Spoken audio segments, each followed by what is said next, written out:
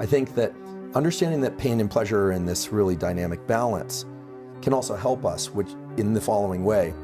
Any pain that you feel, the longer day, the less sleep, the kind of agony that things aren't working, that power outlet doesn't work, or the internet is slow, whatever it is, the amount of pleasure that you will eventually experience is directly related, to how much pain you experience.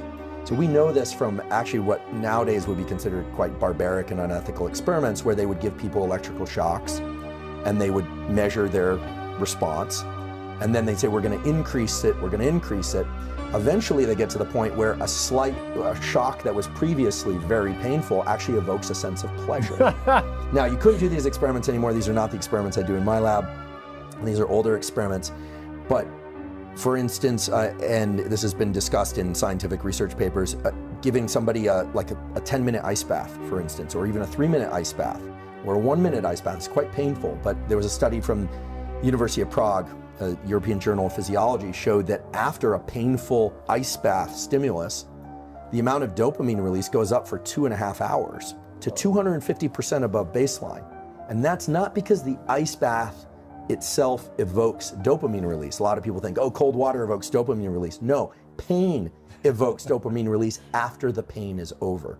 Yesterday I tweaked my back because I do this stupid thing every few years, the same stupid thing, and it's really painful. And then you just remember all the ways in which you can't move around. I was like standing up this morning, I'm like, and just walking is so painful. As the pain has started to dissipate, you get a little bit of a high, right? You get a little bit of a euphoria. That's dopamine, because of the degree of pain that you experienced previously predicts how much pleasure. So when you start a company down in the dregs and you're shoveling again, that's beautiful, because that means that the win that you achieve is going to be as good or greater than the one you had previously, in your case with Quest.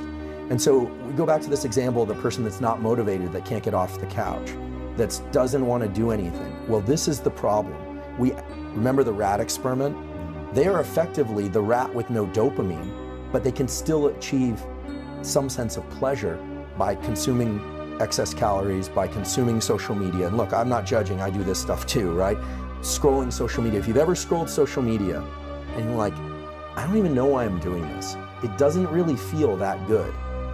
And I can remember a time where you'd see something that was just so cool, or you'd see something online. I remember this when TED Talks first came out. I was like, this is amazing. These are some, at least some of them are really smart people sharing really cool insights.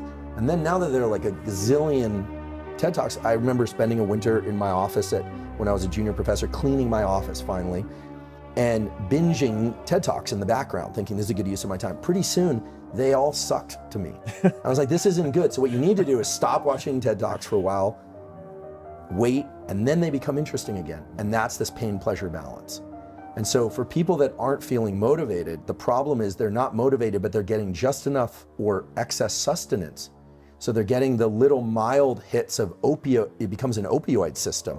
And if you think about the opioid drugs as opposed to dopaminergic drugs make people rabid for everything. You know, drugs of abuse like cocaine and amphetamine make people incredibly outward directed, right? They hardly notice anything except what they want more of, more. It's bad, because those drugs trigger so much dopamine release that they become the reward. It's very circular. Only the drug can give that much dopamine. Nothing they could pursue would give them as much dopamine as the drug itself.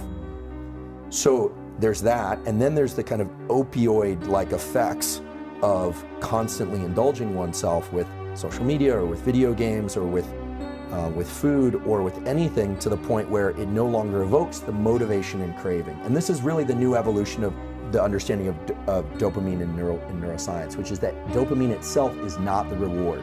It's the build-up to the reward. And the reward has more of a kind of opioid bliss-like property, which itself is not bad if it's endogenous, released from within.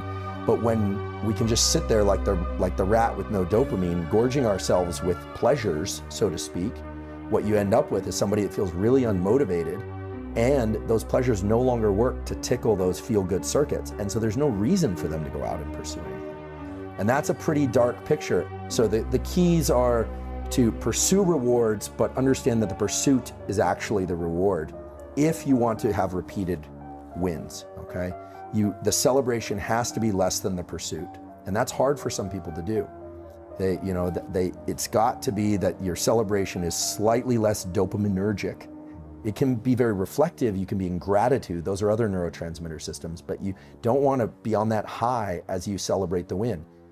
You want to be trickling out your dopamine regularly until you pursue things. And then just understand there will always be a crash of pain. And the more pain you experience, the more dopamine you can achieve if you get back on the avenue of pursuit.